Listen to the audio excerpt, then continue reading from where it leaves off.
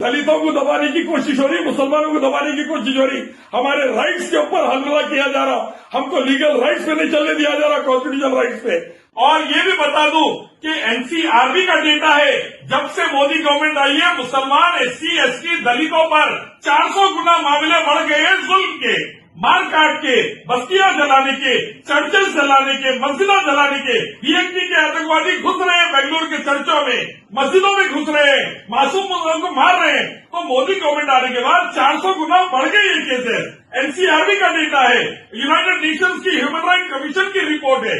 इसीलिए हम कह रहे हैं कि मुसलमान, एससी, एसटी पर जुल्म बढ़ गया। मसला ये है कि जो भी मोदी गवर्नमेंट के अमित शाह के पॉलिसीज पर आवाज उठाता है, चाहे आर्मी का जवान हो या हमारे कोई जुडिशरी से हो या हमारे कोई अपोजिशन पार्टी से, मीडिया से या यूनिवर्सिटी से, ये उससे डर जाते हैं और उसके खिलाफ प्लानिंग और बड़े बड़े जुमले शुरू कर डालते हैं।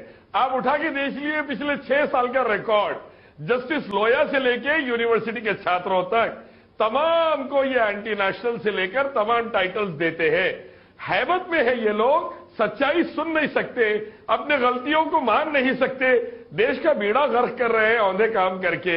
कोई बताना चाहता है तो डर जाते हैं। विलन एनआईए को यूज कर रहा है। हालिया के केस में हमने देखा एनआईए का रोल सही नहीं था, इखलाक और पहलू खान के केस में सही नहीं है, सुबोध सिंह के मर्डरर छूट रहे और इलियासी जी।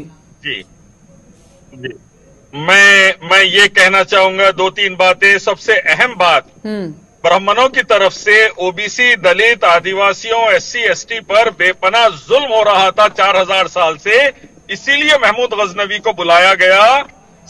उस वक्त के करोड़ों दलित और पिछड़ी जातियों ने बुलाया था ताकि उनको जुल्म से निजात दे ब्राह्मणों के।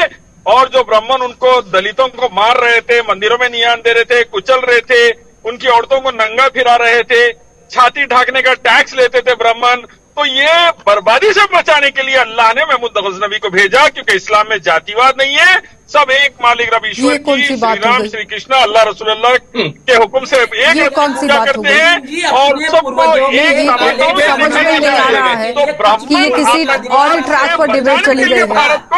पहले तो शब्दों का वर्ल्ड लीडर बन गया। इलियासी जी, पहले तो आप ये समझिए ना, इलियासी जी, अखंड भारत बन गया था अल्हम्दुलिल्लाह, इलियासी जी, क्योंकि अल्लाह के फजल से एक रब की पूजा और नितिन जी इस पर जवाब दीजिए जरा। कामयाबी थी। ये जो